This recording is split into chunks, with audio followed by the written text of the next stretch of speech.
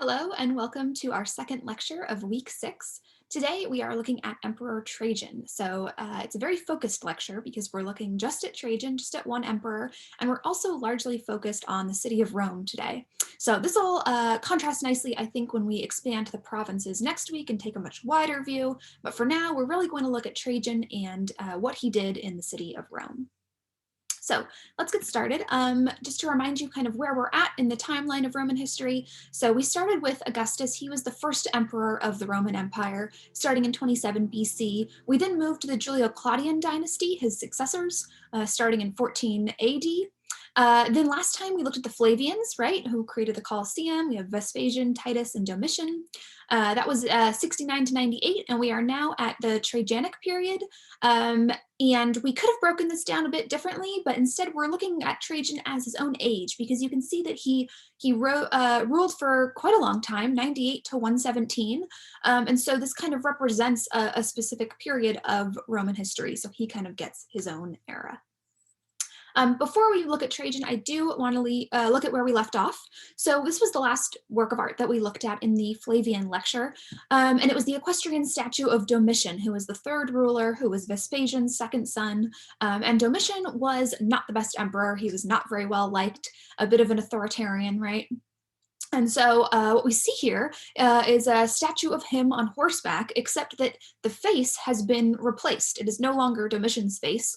This is a practice that we talked about called damnatio memoriae, which is essentially destroying someone's likeness because you want to remove them from the historical record, from kind of the national consciousness, the national memory. So we see the Romans very concerned with their history, very concerned with how they remember the past and how they want to be remembered. And so they don't want Domitian to have that much of a presence in their society anymore. And so they're going to destroy his face, but keep a perfectly good statue.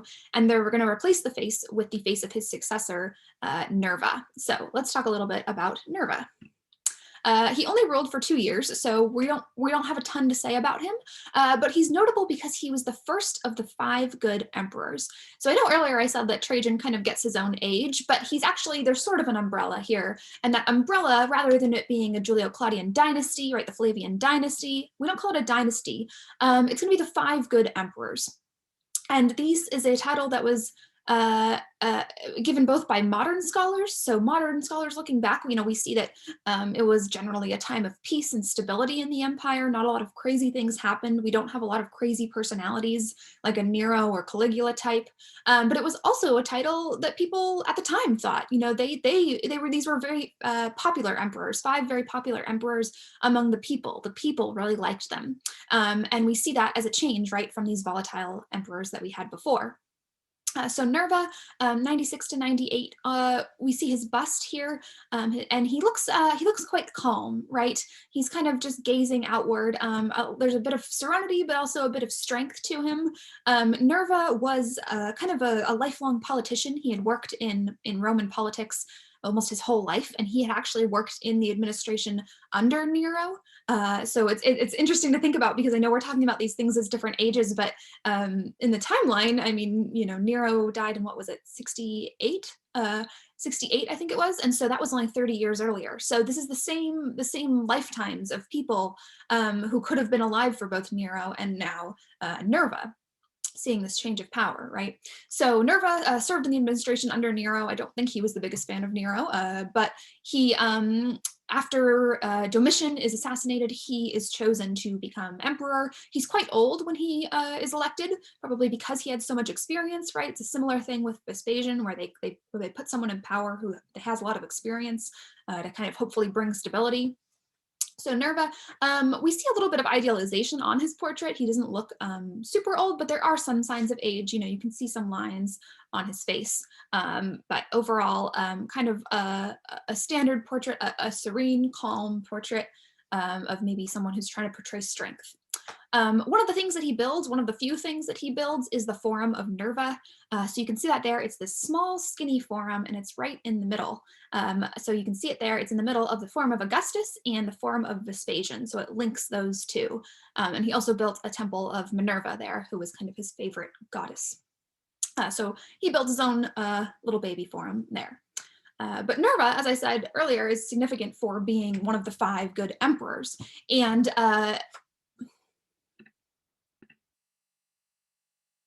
this is because he begins a policy that will continue through the 5 good emperors.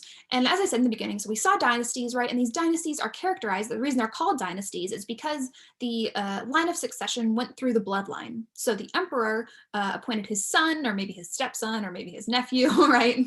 But anyway, they were somehow related to the emperor, even if it wasn't actually by blood, but they were in the family. They kept it in the family. And it wasn't, it was kind of just whoever was closest related to them that they could appoint as emperor to keep it in the family. With the 5 good emperors, we see a departure from that, starting with Nerva, and that they are not going to immediately give power to the person who was just closest related to them in the next generation. They're not going to go through the bloodline. What they're going to do is they're going to choose their successors based on merit. And this is pretty much the first time we've seen this. They're going to analyze candidates and pick who they think is going to be best for the job. But the reason is the thing is they're still going to adopt them. So Nerva still adopts his successor and like adopts him as his son to kind of legitimize it. So we're like, well, there's a tradition of it being passed down to the sons. So we're going to still kind of preserve that sort of, succession process. But he's not going to adopt a child or a teenager even. He's going to adopt someone who he thinks is very qualified for the job. And that might be another reason that we see they are the 5 good emperors, that we see this string of people who were ended up being, strong emperors, is because they were actually qualified. They had qualifications. And we talked about that with the dynasties, that there's problems when you just pick the person who's related to you, because that doesn't always make them the best emperor. Just even if you're a good emperor, it doesn't mean your son's going to be a good emperor. So we see a departure from that here, and that Nerva is going to adopt his successor, who he thinks is the best for the job, and that is Trajan. Trajan, as I said, rules for a while, 98 to 117. He's kind of middle-aged, I think, when he takes power, so maybe, I want to say maybe 40 or so. And he is a military commander, so he had kind of distinguished himself in the military, already had a career out of that.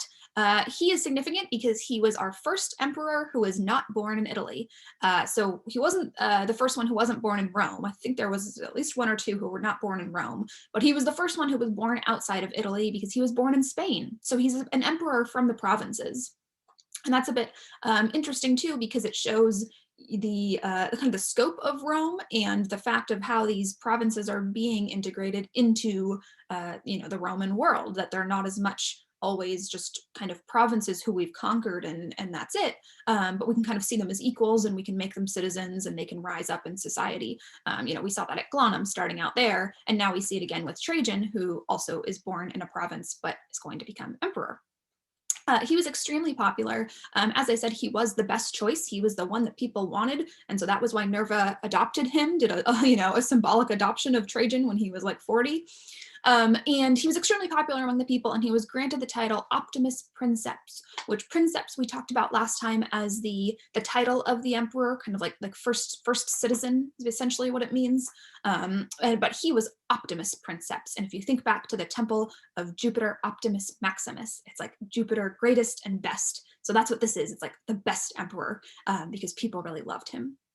What we can see from his portraiture that's really interesting also is a bit of a return to idealized Augustan conventions. So if Augustus was looking back at the classical era and taking inspiration there, Trajan is looking back at Augustus and taking his inspiration from Augustus.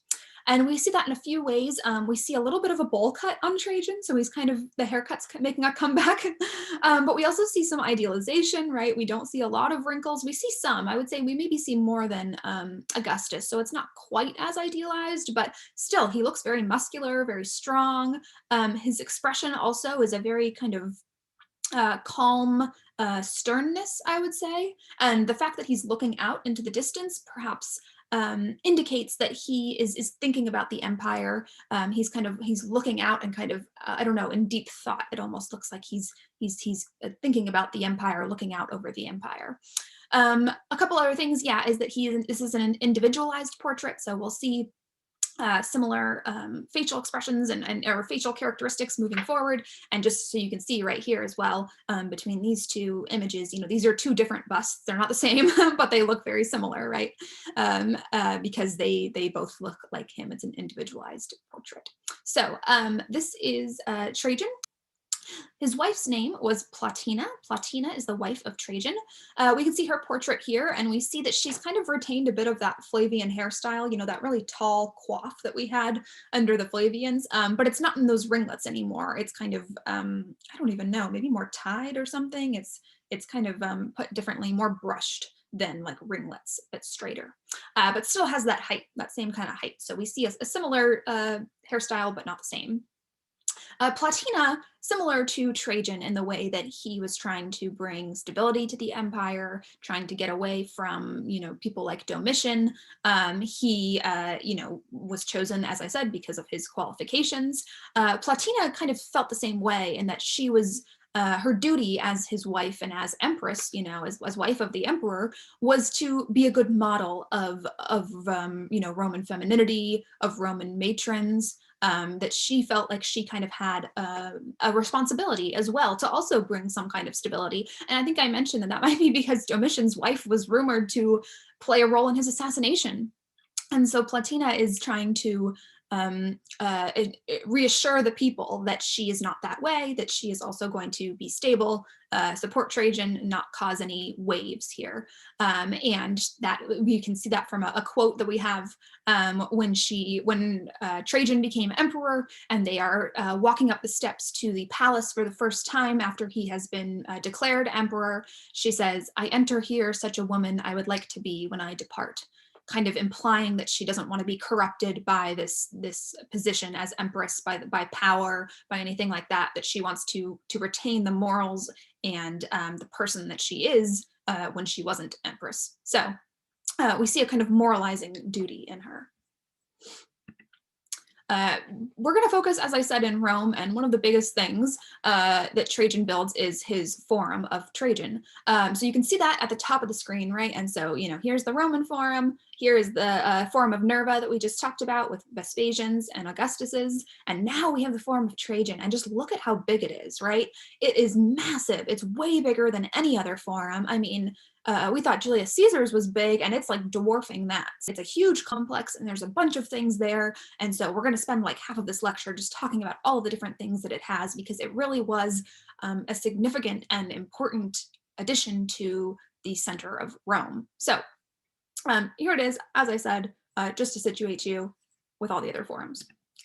Here is kind of a reconstruction of it. And as I said, it has a lot of different areas to it. So something important to note is that we actually know the architect. So the architect is Apollodorus of Damascus. He was a kind of a well-known architect at the time. And so we know that Trajan picked him to design this whole complex. It's kind of unique. We don't usually know the names of architects in antiquity, but this one we do. So the Forum of Trajan, it was built in 113 CE. It was dedicated then, probably took multiple years to build, but it was dedicated in 113. And it was built using the spoils of war. So we are going to talk a lot about this today. And if you think back to the lecture about Vespasian, right? So Vespasian built his forum, and he referenced the conquest of Judea, and then we see that with Titus. We see a lot of his iconography referencing his role in the conquest of Judea as well. So this conquest was kind of a common theme. They kept referencing it. It was the defining kind of moment to be celebrated, I guess, in the Roman world. That they were very proud of this conquest. So we see something similar with Trajan, although not with Judea. We see it with the Dacians in Dacia. And the conquest of Dacia, which is modern-day Romania, is something that is going to define the rule of Trajan, and that is going to be the moment to be celebrated. That is the big thing that he is to be celebrated and given a triumph and all of these things.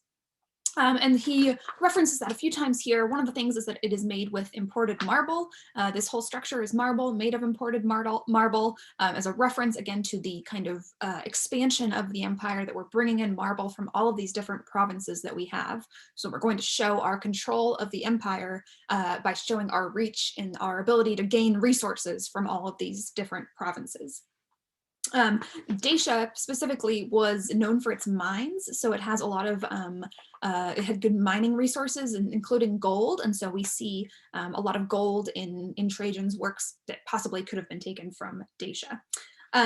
So if we look at the plan here, so the forum kind of consists of this large central courtyard, roughly rectangular, but not super rectangular, not as rectangular as the earlier fora that we saw. So it's a rectangular, or rectangular courtyard. We have this equestrian statue of Trajan in the middle, so we're definitely celebrating him. His statue is the big one standing alone in the courtyard. It's surrounded by a colonnade, and then we also see some statues on top. And then in the back there, so we have, if you look at number 4, is a basilica, a massive basilica. And then behind that, we have a column, and then we have 2 libraries, one on either side of the column, and then a temple. And the temple actually is not from 113. So the temple is going to be built by Trajan's successor after his death and after he is deified. So he's not like Domitian, right? Domitian was saying, I am Lord and God in my lifetime. Trajan, you know, that might have been one of the reasons that people didn't like Domitian, right? That was kind of a narcissistic thing to say and not a really accepted thing to say. So Trajan is not going to say that he's a god in his lifetime, but his successor will declare him a god and build that temple in Trajan's forum. So we're not going to talk much about the temple because that wasn't there. But yes, we're going to talk about everything else. So again, just a massive space and really a public space as well, just to reiterate that these fora are public gifts. They are places for the community to gather, to you know, do business or to have administrative things done. And even Rome itself, as I said, is like the capital of the empire. It's like Washington, D.C. or something. So this is a public space for the city. I wanted to, oh yeah, that's right. So if you look at the entrance here, we don't have much on the reconstruction, but at this entrance, there would have been a monumental triumphal arch, probably commemorating the victory over the Dacians. And so we don't have that arch anymore, but we do have it on some coins. So this is a coin of Trajan. You can see his bust on the obverse, and then on the reverse is this depiction of the triumphal arch that would have marked the entrance to the forum. And we know that because it says Forum Trajani on the bottom underneath the arch. You can see that right there. And it's kind of funny because I feel like they kind of did that thing where they like started too far in the middle and then they had to squish all the letters at the end. But I don't know. And you can see that it would have been a very lavish arch. So it would have been topped by these kind of almost acroteria, right? These sculptures, these statues on top. It would have had multiple bays. And then if you look through it, you can kind of see through to the architecture that's going to be in the forum itself. Here's another, we have a lot of reconstructions and depictions of it. I mentioned that the roofs would have had statues, right? And so we have actually an ancient source telling us, describing the forum for us. And one of the things that they say is all along the roof of the colonnades of the Forum of Trajan, gilded statues of horses and representations of military standards are placed. And underneath is written ex manubis, from the spoils of war. So we see that, again, references to conquest, references to the expansion of the empire, you know, and they want people to know that. They want people to know that this was built with the spoils of war, that this in itself, this whole entire massive forum is almost a triumphal monument in itself. And so we see that from statues that would have crowned the building. We also see, as you can see in this reconstruction, that there would have been some kind of plant elements, you know, trees and kind of bushes, and so reintroducing the natural world into the middle of the city, right? So kind of making a nice lush space. And we also see here the use of colored marble. So it wouldn't have been all white gleaming marble, but we also see, like you can see some of these columns. This is just an idea, but we have descriptions saying that there was colored marble used as well. So if we turn to the Basilica Opia is what it's called, Basilica Opia. And Opia is the family name of Trajan. So that's kind of one of, he had many names.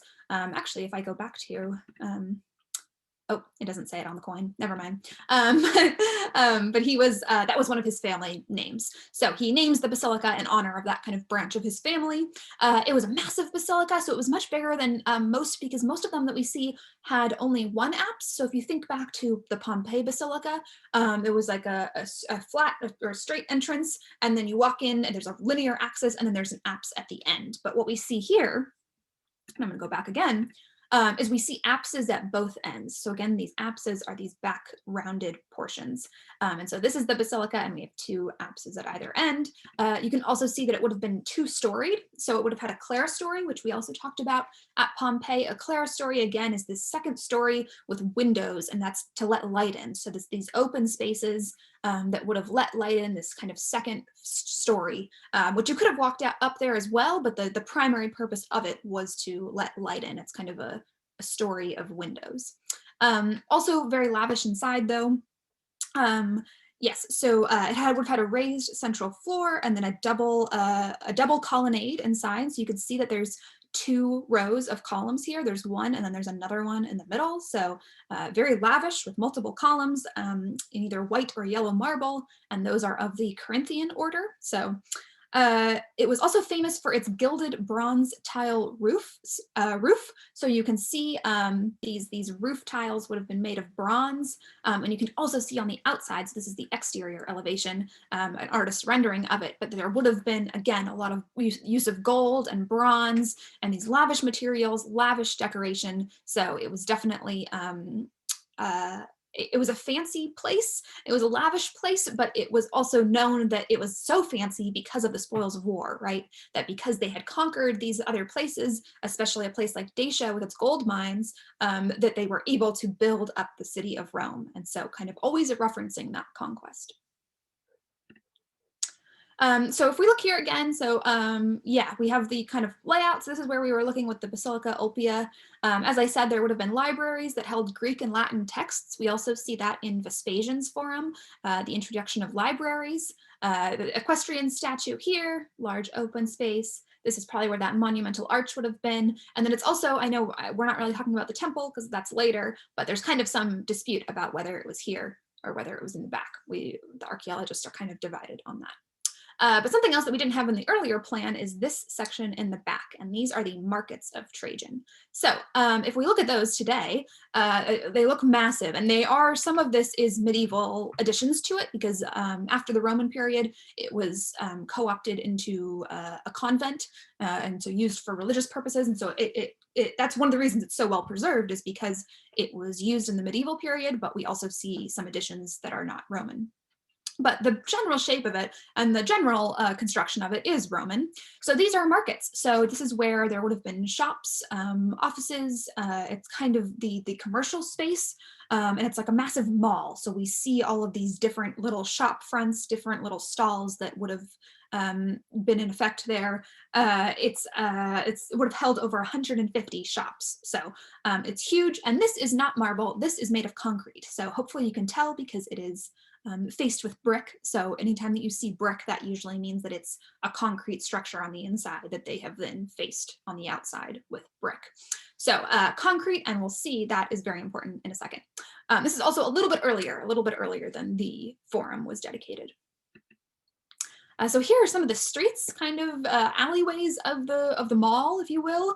And so you can see, again, these just shop front after shop front. There would have been probably a very lively, bustling kind of area, a good place to get all your shopping done right in the downtown district. So we're building up these different hubs, that if we have kind of maybe a religious hub on the Capitoline Hill, we have political hubs in the Roman Forum, and now we have this commercial hub. So we have all these different spaces downtown. And this also was designed by the same architect who was kind of Trajan's architect, kind of his favorite guy, Apollodorus of Damascus.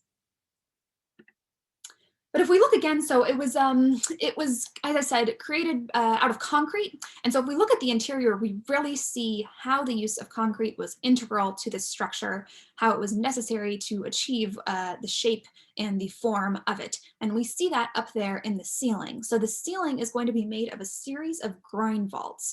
And this is something that was very specific to concrete. And then again, it would have been faced with brick. And the fact that we have 2 levels here, again, like the clerestory in the Basilica Opia, allows for light to come in. So if you don't want a really dark structure, again, they don't have electricity, right? So they can't just turn on the lights. So having light, natural light let into your building is very important.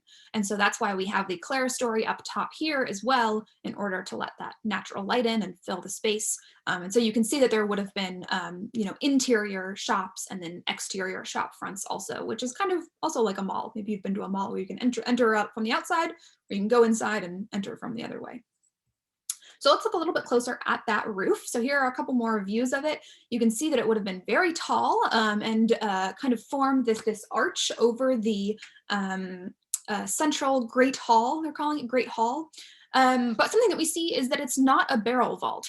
So a barrel vault is just going to be an arch shape, right? It's going to be a smooth arch. But this is a little bit different because we see these X's. So let's look a little closer at that. So this is kind of the progression of how concrete construction and concrete engineering develops over the Roman Empire. And the one that I left off here that we would have started with, that it came even before the barrel vault, is just the arch, the simple arch, right? It has a keystone and then it has just stones around it to make just a single arch. Well, what they do is then they can, with concrete, they can turn that arch into a barrel vault, and they can extend it in the back so that it's essentially a very, very wide arch that creates a barrel vault for a ceiling. So then it creates a whole entire structure that you can walk, and that can be the roof. And we saw an example of that in the Colosseum. So in the Flavian lecture, you'll remember on the Colosseum, you walk in here on the ground floor, and in the whole kind of promenade, this walkway surrounding the Colosseum, that in a baseball stadium is where you would buy popcorn, right?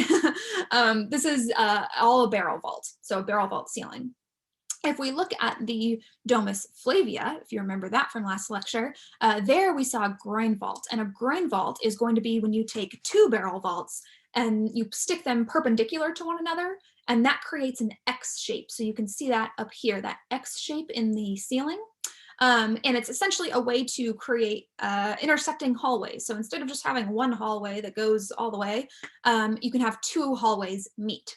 And what they figured out is that if they put a bunch of groin vaults together, so if they have, instead of just one meeting another, if they have a bunch of them meeting a bunch of other ones, you can create an entire ceiling. So here we just see a bunch of them meeting one, but that creates something that we're going to call a fenestrated sequence of groin vaults. So we have one groin vault, and then we have a fenestrated sequence of groin vaults. And fenestra is Latin for window, and you might have heard that term. It's also the French word for window, things like that. So fenestrated essentially means that there are windows in these groin vaults. And that's what I already talked about, right? The fact that there is a clerestory, so we're letting light into the space.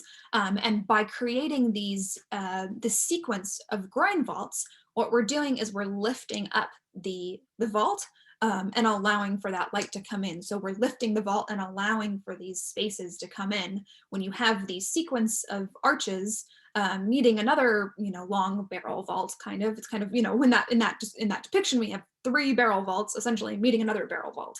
And that kind of raises it up and allows for light to come in on the upper level, and then also have a higher ceiling, because when they meet, they're going to meet at a point. They're going to meet kind of at an X shape, and that's going to lift up the ceiling. So very impressive concrete engineering that we see here, and the story of the development of concrete engineering and where we go in the sequence is not over yet, but we'll see that next lecture. So the markets though, there we go. The markets though, as I said, so a big commercial hub, you would have a shop front there, you could go and get a bunch of shopping done, and it would have been a very light, massive kind of space. Once again, a public gift that Trajan is giving the people. This is, a public space for the people to use, as we've been seeing many other emperors do. So I want to move now to the Column of Trajan, and this is a very famous work because it's still standing today. So you can see it there. It's in great condition still. It's right in kind of that the ancient heart of Rome. So if you go there today, if you're going to go to the Roman Forum, you can see the Column of Trajan from really far away. And the Column of Trajan it was originally part of the Forum of Trajan. It was dedicated in 113, so along with the Forum. And it celebrates Trajan's military victories, as we've been seeing, his conquest of Daesha. It's a massive column, and it is segmented into these registers. And these registers, they're not flat or straight registers, they're spiraling registers. And so what happens is you create this kind of a frieze, kind of a relief frieze that goes all the way up the column, and there's no break to it. So it's not like we have one register, another register, another register. That's it. It all connects. So it's all a spiraling, connecting kind of scene, I suppose.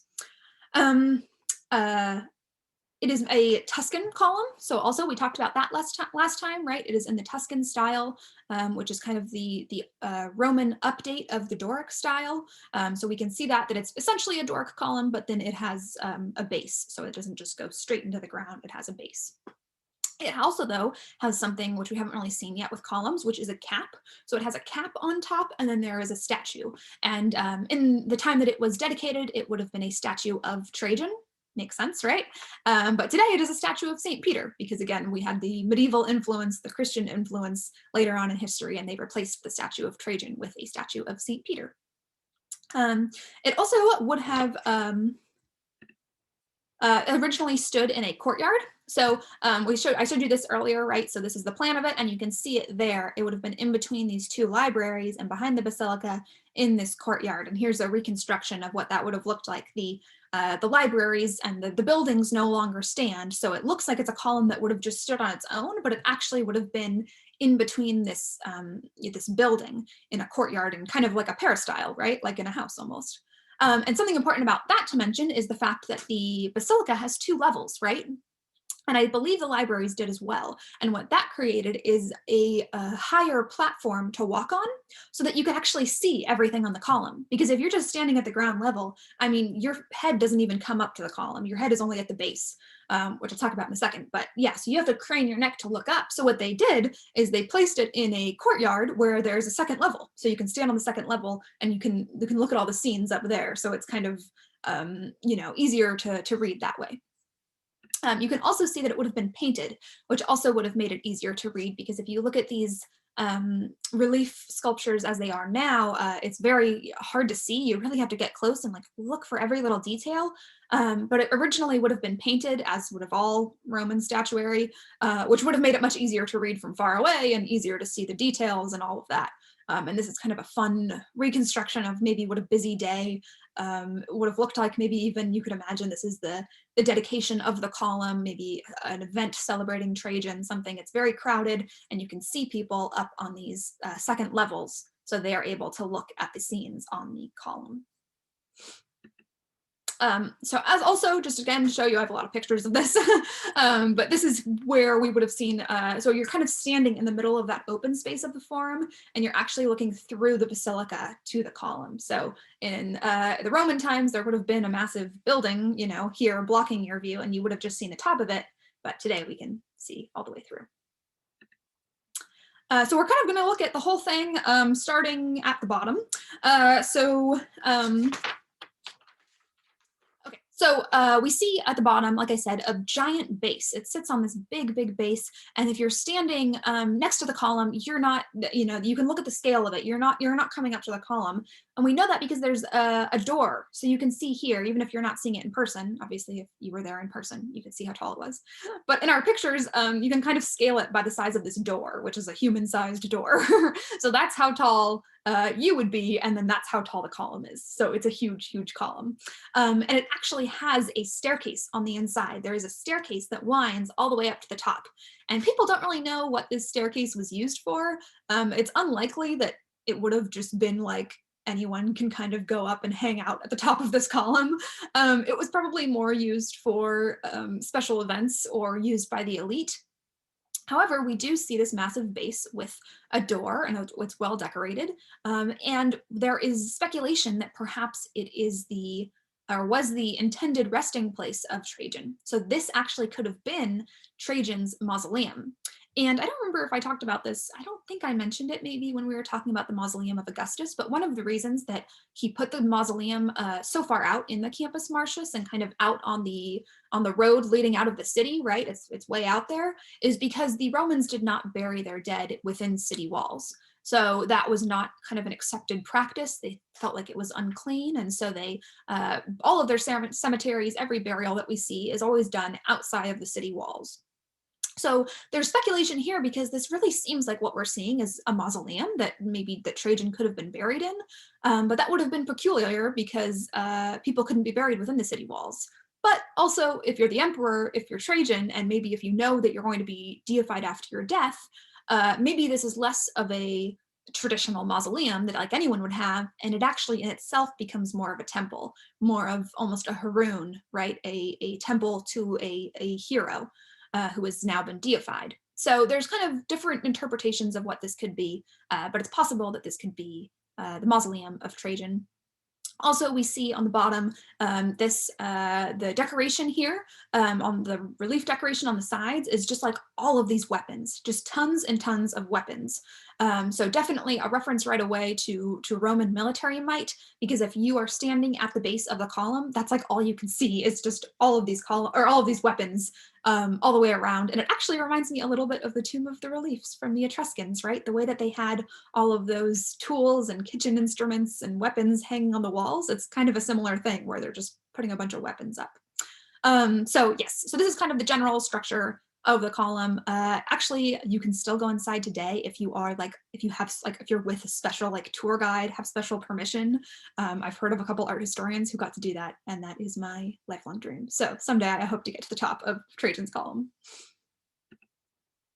So if we're looking at the relief sculpture that goes all the way up, it's a super tall column, and like I said, we have that spiral relief, right, where it's one continuous scene, there's no breaks, it all connects all the way up. We see some common scenes, and we're not going to look at everything on this column because it's so massive and there's so much, and another reason though that we're not going to look at everything is because we see a lot of kind of repeating scenes where they're not exactly the same. It's not like the exact same scene, but it's these kind of different types. It's sort of main types of scenes that we see repeated. So the first one is setting out to war. We see that they are kind of preparing to go to battle, people getting ready for battle. A second one is Trajan addressing his troops. This kind of a type of scene is called ad locutio. So you can, we'll talk a little bit about that more, but instead of having to say like, this is a scene of Trajan addressing the troops, you can say this is a scene of ad locutio. We also see pardoning the enemy, so something that we've seen a lot, depictions of enemies. We see that here as well, pardoning the enemy, also known as clemency, like you grant clemency to someone. Making a sacrifice, so sacrificing animals. And then celebrating a triumph. So actually the celebration itself, like we saw on the Arch of Titus, where the event of a triumph is depicted on the arch itself. So it's like very meta, as I said. We have the same thing here where a triumph, which might have happened in the city of Rome, is also depicted on this column in the city of Rome. Just to talk a little bit more about Daesha, Trajan finally conquers Daesha in 106 CE, so it's a long slog to get that a victory. There are two wars, so we have the first Dacian War and the second Dacian War, and so 106, that date is the culmination of the second Dacian War. So a long campaign. And you can see Daesha here on the map. As I said, it's modern day Romania, which is kind of above Greece. So if you go straight up from Macedonia and Greece, it's kind of more in Central Eastern Europe there. And as we see, this was, again, I want to reiterate how much of an event this was for the reign of Trajan, as the conquest of Judea was for the Flavians. We see it, on his coinage. We see many references to it. This was something he's very proud of, the conquest of Daesha. And this also is the extent of the empire by the end of Trajan's reign. So you can really see how much it's grown. I know we haven't looked at a map of the empire in a while, but we can really see, all the way out to the Middle East, into Africa, up until Britain. It's a huge, massive expanse at this point. So we start at the bottom of the column. I'm just going to point out kind of a few key scenes that I want to look at in particular, so you don't have to know every single scene that's on this giant column. But at the very base, so we're looking, there's that base that maybe was his like mausoleum in a way. You see that weapons frieze, and then right above that is, in a way, the beginning of the war. So we see a kind of chronological progression from maybe the first Dacian War on the bottom half, and then the second Dacian War on the top half. And what we see is the crossing of the Roman army over the Danube River. And And the Danube and other parts of the Roman Empire is actually the border of it, but here we see them crossing the Danube, so they're going beyond the natural boundaries of the empire. So this is kind of the beginning, right? They're crossing into Dacia, they're crossing over the river Danube, and we actually see a depiction of the river. We see a personification of the Danube River and this massive figure here who's kind of in the way, standing in the river. So that's supposed to personify the river as the Roman troops cross into that territory. What else do we see right at the beginning? Over here, we also see Trajan. So there are tons and tons of depictions of Trajan on this. He is featured in almost every single register all the way up. There's a depiction of him on almost every single one. So he's featured all the time. This is definitely his monument. But we see him here and he's addressing the troops. So we talked about that. Ad locutio, that is the act taking place here. And then over here, we also see another very common thing that I actually didn't mention in the 5 standard scenes, but this is another big one, which is building. We see lots of scenes of building. We see Roman soldiers building forts and buildings and fortifications, all of these things, which is really interesting for us as art historians or architectural historians to learn about architecture in the Roman world and actually the way that buildings were built, because we see the building process taking place in these depictions on the Column of Trajan. So kind of cool for us to see the way that architecture was built and the process there. So just again, here's the personification of the Danube. Here is Trajan addressing his troops. And then we have this building scene, which we see many times on this. We see similar scenes of soldiers building things. And that's also important to show the expansion of the empire, right? And that we're not just conquering land and moving on, we're expanding the empire, we're growing Rome, we're moving into these areas. And we actually, we see that Trajan establishes a city out in Dacia, a brand new city. So maybe that's what they're building here too, is this new city, something like that. So again, referencing the growth and expansion of the Roman Empire. We see another scene here of Trajan overseeing construction. So here we have a blending of the two, where we have a construction scene and then Trajan actually in this scene. And so you can see the men here are kind of carrying building materials. Like that looks like a rope that's hanging, where there's a log hanging off this rope, and then the men are holding it kind of between the two of them, kind of like that scene in Mulan, you know, where they're like having to carry the water jugs on their back. It's kind of a similar tool. So we see them carrying things, and maybe they're even going uphill, because this is kind of the spiral, right? This guy looks like he's standing on a hill in a way. And we see Trajan over here, and we can always tell Trajan because he's going to be the most kind of decorative one there. He's the most decked out in this Roman military garb.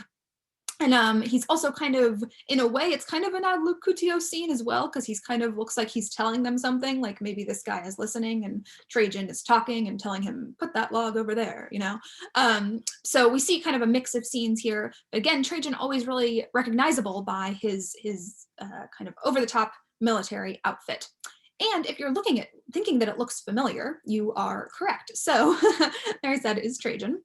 We've kind of seen similarities to this, right? So it looks a bit like the Augustus Prima Porta. And I think I said that when we were talking about Trajan's portrait, right? That he starts to revert back to the Augustan form of portraiture. And this is a conscious choice. As I said, he wants to link himself to someone else who was really remembered as a very good emperor, someone that people really liked, that was a very successful ruler and conqueror, all of these things. And so we see him taking on the guise of Augustus, but also kind of in this classical style as well. So we see similarities, the same kind of outfit. So we have that pleated skirt in a way, right? This common Roman military skirt that you can see underneath there. And then we have Roman armor and with these kind of sleeves that poke out of the armor that we see there. We also see it in the pose. So if you look at his stance, his feet, the way his feet are positioned, almost identical, that contrapposto. And we also see it in the way that his arm is extended and he's looking outward. You know, Augustus, we can trace his eyes and his arm to kind of the same point, that he's clearly looking at someone and talking to them. And Trajan is the same way, that his head is facing whoever he's talking to, and his arm is that same direction. So this, again, a scene of ad locutio. Also, we've seen it in the orator's pose. These are kind of the same things, the orator's pose and the ad locutio, although ad locutio is more used for addressing troops in a military context. So yes, we see this kind of address taking place. And this is consistent for Trajan across his rule. If we take a break from the column for a second, we see this statue that was unearthed in Asia Minor quite recently, only I think it was in 2019 maybe. But this statue dating to the same time as the column, and we see Trajan really looking like Augustus here, really trying to take on that pose. I mean, the feet positioning once again, almost identical. The arm position is very similar here, you know, that crook in the elbow. Trajan actually here is not looking toward his arm, he's looking the opposite direction, so a little bit of a deviation. We also see it in the armor though, so we see a scene on Trajan's armor, similar to how we see a scene on Augustus's armor. Here we don't see a depiction of Trajan himself, we actually see two griffins, and then we see some other deities on his armor, so I think Jupiter and maybe Apollo, I want to say. So we see kind of a more religious scene there, we don't actually see himself. But even the haircut, look at that bowl cut is really coming through like we see on Augustus. And here we see the same kind of Greek style wrap, this garment, this draping garment. Very similar, even, I mean, the folds in it and the way that it's draping is just, it's very similar, that you can't help but think, you know, the sculptors had to have been looking at things like the Augustus Prima Porta. And we know that there were multiple Augustus Prima Portas kind of made, right? Because this one's a copy of one that was constructed earlier. So there would have been a lot in the empire, so a lot of inspiration to take even as far away as Asia Minor. We also see even a similar element here. So this was often done for stability, that you have another element kind of down by the feet to help stabilize the structure. So where it was Cupid and a dolphin here, we see a Parthian, right? And you can always tell by that hat, kind of like a quail's hat, and the fact that he's wearing pants. So he is definitely marked as a barbarian, and we see that he's kind of much smaller in scale. So we see a hierarchy of scale here in that Trajan is much more important. So he's going to be the bigger figure. And then we have the Parthian, who is less important, right? Because he's an enemy. He's kind of has his arms behind his back. So kind of like he's captured, he's down on his knees, and he's much smaller in scale. So we see not exact iconography, but definitely references. So if we go back to the column, here's another scene, like I said, of Ad Locutia. We see it all the time, tons of depictions of Trajan. This time he's holding a spear, but again, we see that similar outfit.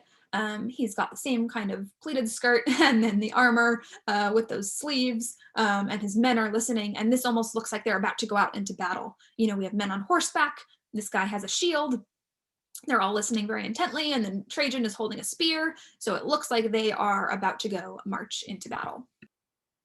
Something else kind of interesting that we can see on this scene is this horizontal line that's going across the bottom here. And it's interesting because over here, the horse is standing on that line, but then if we continue, that horizontal line is no longer the floor. It doesn't match where these guys are standing, right? And that is because that is delineating the column drum. So where we see those horizontal lines, that indicates where one column drum, which is kind of that, kind of like a wide disc, right? And that's how columns worked. They could sometimes be entire pieces of marble, but other times they were made of drums. And so they were all of these drums stacked on top of each other. And so that's what we see with this one. That's how this one was made. It was separate column drums stacked because it's so tall. It would be really hard to find one piece of stone that was that large. And so you can kind of look for it, and you can see these lines that delineate where the drums were placed. Other scenes, so I mentioned that one of the common scenes that we see is scenes of battle, largely with the Dacians, because, you know, when we start at the bottom, it's marking where you are. You know, the fact that those Roman soldiers are crossing the Danube River is supposed to clue you into where this is taking place. So we see a lot of Dacians. Here's an example of the Romans fighting the Dacians. You can always tell the Romans because they're actually, I feel like, more often on horseback, maybe, kind of to give them some supremacy. But they are clean shaven and wearing their helmets. And they might be wearing skirts, but they're definitely not wearing pants, right? Because pants are a foreigner's outfit. And so it almost looks like he has a beard here. Like when I first saw this, I was like, wait a minute. But that's actually like part of the helmet. It's like part of the protection. He has like cheek protection. Because if you compare him to this guy, you can see that on his chin itself and all the way around, it's very bushy. And so he has a beard. He is being marked as someone who is not Roman because he has a beard. He also has much longer hair. So you can see it kind of goes down in the back all the way there. And he has kind of different clothing on as well. And you can see that right below him is someone who looks very similar to him who has fallen. So again, a sign that the Romans are going to be successful in this battle. The Romans are going to win. We already have a defeated, a slain Dacian here, and then we have another one here. But we also see some other scenes of battle that are not in Dacia. So this is kind of just a whole sum of Trajan's accomplishments. One of those that we see are the Sarmatians, who are a people from Central Asia, so a little bit more to the east of Rome.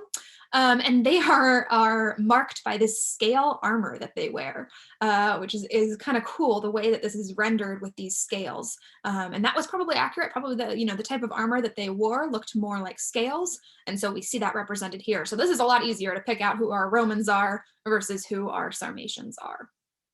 But another people, again, we see someone who is slain, right? And so we see that they are also being beaten by the victorious triumphal Romans. Other kind of random scenes that we see Dacian civilians. So we see, again, part of the whole experience of conquest is, conquering the whole land. And so you're beating people in battle, but then we also see more mundane scenes of people being escorted out of the city. And so we see women and children here. So you can see here's a woman and she's holding a baby. We see some children down here, men kind of helping them along. We see a man behind the woman who she's kind of looking at. So maybe they're husband and wife. And the man has another child on his shoulders holding him, and then another man with a child, and probably the mother here touching child. So again, part of conquest, right? That you displace maybe the people who were living there when you enter as a Roman. We also see some kind of fun scenes in a way of Roman musicians, maybe who would have been part of the army but not fighting, but they are part of kind of the whole army contingent, and we see them, really in action. So he's blowing his trumpet right here. We see them as they're playing music. We also see a pig down below, or maybe a boar. And again, you can see that horizontal line is going to delineate where another column drum was placed. So that's going to do it for actual scenes that we're looking at on the column, but I just wanted to point out again the structure of this, the spiraling relief, the height. We actually see windows in here, really small rectangular windows. And this idea of it being circular is again a form of architecture that is made to create an experience, right? So even if this is a column, it's not necessarily like architecture, like a building, monumental architecture, we might call it. But it creates this experience because you're forced to walk around it. And walking around it was something that was done in rituals, in religious rituals, and especially in burial rites. So at a funeral or something, you might walk around the tomb in a circle. And so that's another reason I wanted to mention that we are thinking this could be a mausoleum, is because of that. It forces you to walk around it like it's a burial rite. So just to look at the column, you would have to circumvent it. And that was almost like paying homage to, if Trajan is buried here, then paying homage to Trajan in this kind of inadvertent burial rite that you don't mean to be doing a burial rite, but you have to walk around it to view it. And so it's kind of a way to pay honor. And it's also going to draw your eyes upward, right? So as you follow this scene, which, by the way, I don't know if I mentioned, it's kind of a scene of episodic narrative, right? The fact that we have Trajan and all of these different scenes doing different things, very, very common, as we've seen throughout Roman art. So, but as we're seeing this, as you're following this scene and you're looking all the way up, your eyes keep going up, and then what's at the very top?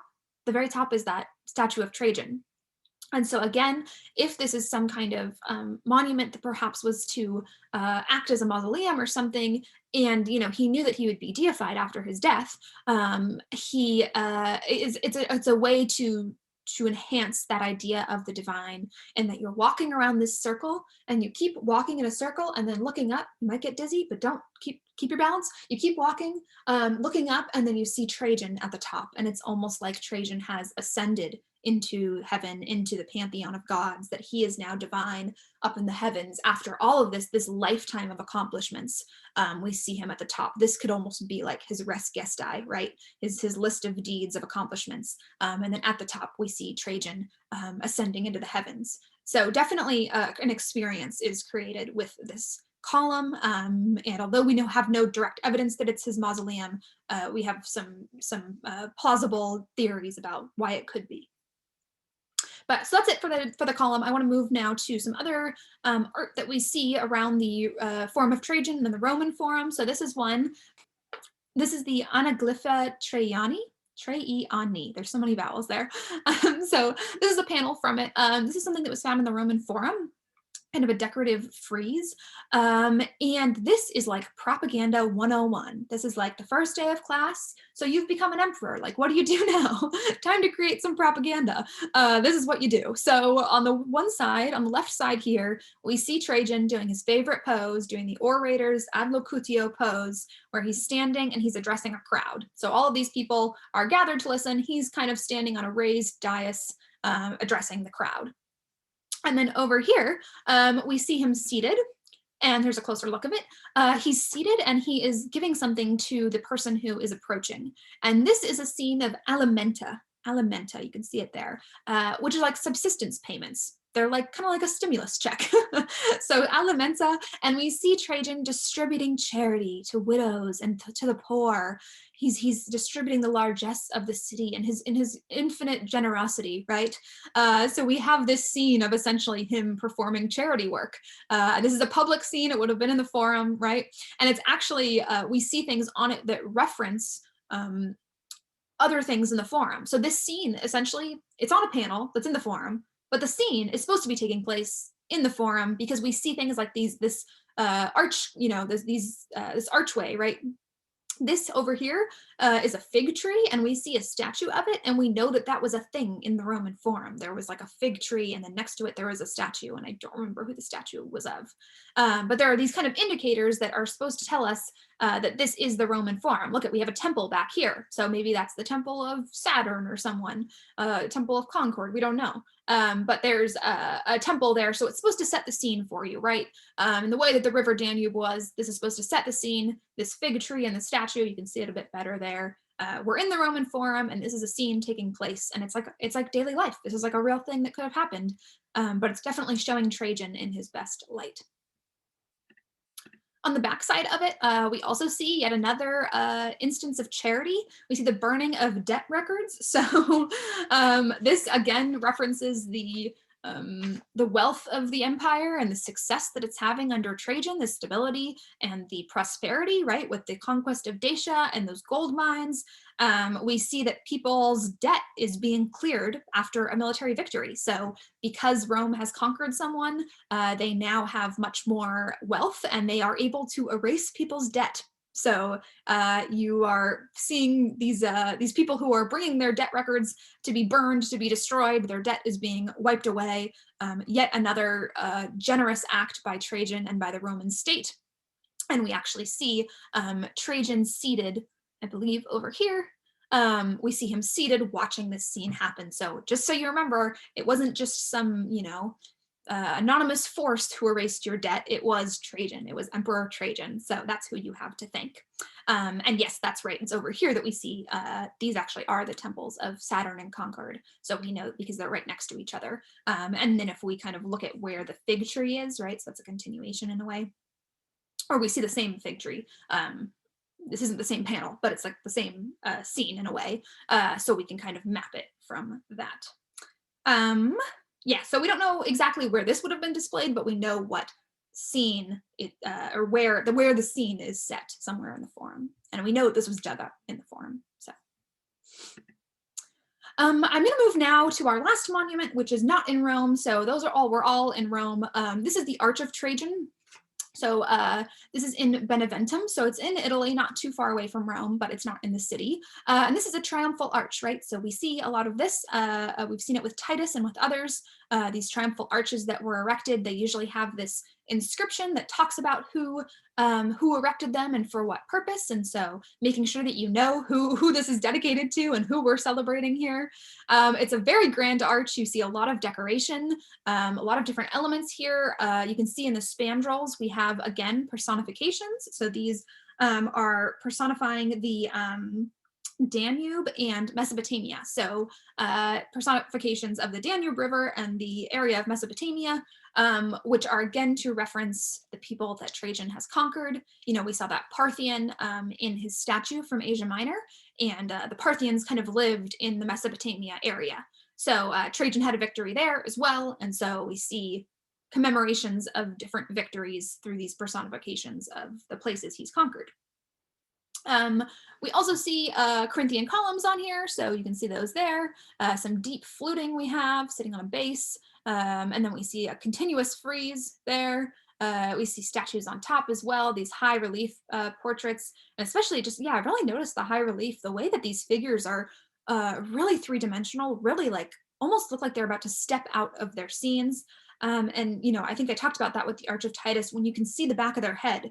It's like they're technically still attached to the wall, but you can see the rounding of the back of their head. So it really makes it look three-dimensional and much more like lifelike. If we look closer, we again see a scene like we did in the Forum.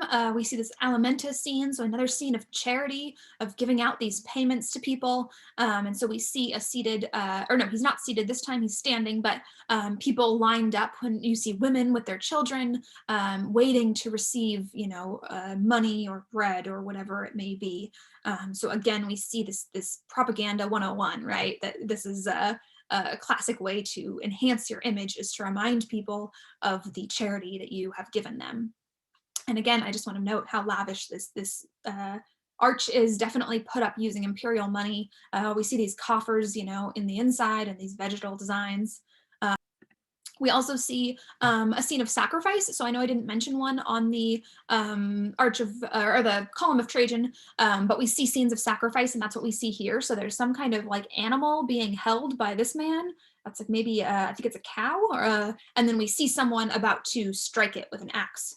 Or some kind of knife about to butcher it. So this is a sacrifice that would have taken place, and we see a lot of sacrifice relief panels because this is a kind of a way to give honor to the gods. Sacrifices were often done as part of religious rituals, and so we're showing that Trajan is a benevolent ruler with his charity, but he's also a pious ruler because he is giving honor to the gods, and is probably also blessed by the gods. He has divine approval of his rule, and he's doing so by sacrificing this animal and conducting some kind of religious ritual. We also see on the keystone, we see this image of victory crowning Trajan. So Trajan is here, and then we have a female winged personification of victory who is literally placing a crown on his head. And we can see similarities here, right, with the Arch of Titus and the apotheosis of Titus. So although Trajan is not yet dead in this scene, right, he's still alive, 114, he doesn't die until 117. So he's still alive here, and so this is a depiction of him still on Earth, but still having, again, that divine favor, that he's in touch with the divine, even if he's not divine yet, even if he hasn't died and gone to join the pantheon of gods, he still has their favor, and so we see this kind of goddess of victory almost crowning him. And again, similar imagery in a way to the apotheosis of Titus, except that the apotheosis of Titus was created after his death. So this is like okay to show that he is joining the pantheon, right? That he is now a god. And Trajan, as I said, would be deified after his death, but not in his lifetime. And the man who deifies him is his successor, Hadrian. So Hadrian is who we are going to be talking about next time. But just to give you a little primer, Hadrian is the adopted son of Trajan, but it was a similar thing where, again, they're not picking actual sons. They're not picking people who they're related to, stepsons, nephews. They're picking people who they know are going to be good emperors. And so that's why we see Hadrian. He's going to be the third of the 5 good emperors. He is chosen, he is handpicked to become emperor because of his merit. And his skill.